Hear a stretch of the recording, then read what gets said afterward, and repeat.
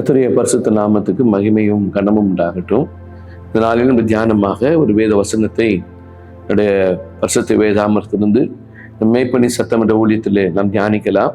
இந்த நாளுடைய தியானமாய் யாத்திராமத்தின் புத்தகம் 8ஆம் அதிகாரம், யாத்திராகமும் 8ஆம் அதிகாரம் 23ஆம் வசனத்தில் வாசிக்கிறேன்.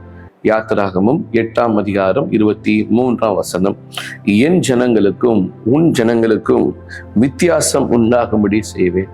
கர்த்தருடைய பரிசுத்த நாமத்துக்கு மகிமை உண்டாகட்டும். என் ஜனங்களுக்கும் உன் ஜனங்களுக்கும் வித்தியாசம் உண்டாகும்படி செய்வேன். தேவனுடைய நாமத்துக்கு மகிமையும் கனமும் உண்டாகட்டும். இங்கு வசனம் சொல்லப்பட்டிருக்கிறது என் ஜனங்கள், இன்னொரு சொல்லப்பட்டிருக்கிறது உன் ஜனங்கள்.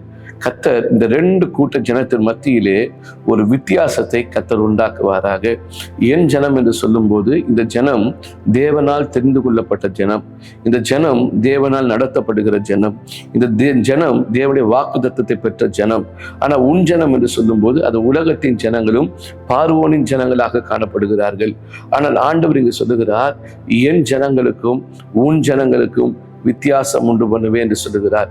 இன்றைக்கு இந்த தியானத்தை கேட்கிற சகோதரனே சகோதரியே, இந்த ஞானத்தின் தலைப்பு ஒரு வித்தியாசம் உண்டாகும். எப்படி வித்தியாசம் உண்டாகும்?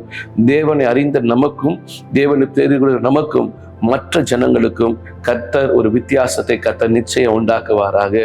ஒருவேளை பார்வோனின் ஜனங்கள் அவனுடைய ஜனங்களா இருக்கலாம், வல்லமை இருக்கலாம், ரதங்கள் இருக்கலாம், ஈட்டி இருக்கலாம், பிரதானமான பலன் இருக்கலாம். ஆனால் தேவ ஜனங்களிடத்தில் ஒன்றுமே இல்லாமல் காணப்படலாம். ஆனால் ஒன்று தெரிகிறது, தேவனால் அழைக்கப்பட்ட தேவ ஜனங்களுக்கும் தேவனை தெரிந்து கொள்ளாத பார்வனுடைய ஜனங்களுக்கும் தேவன் வித்தியாசத்தை உண்டாக்கினது போல கர்த்தர் உங்களுக்கும் தேவனை அறியாத ஜனங்களுக்கும் அழைக்கப்பட்ட உங்களுக்கும் அன்பு கூறுகிற உங்களுக்கும் ஆயத்தம் பண்ணப்பட்டிருக்கிற உங்களுக்கும் கர்த்தர் மற்றவர்களுக்கு ஒரு வித்தியாசத்தை கர்த்தர் உண்டாக்குவாராக.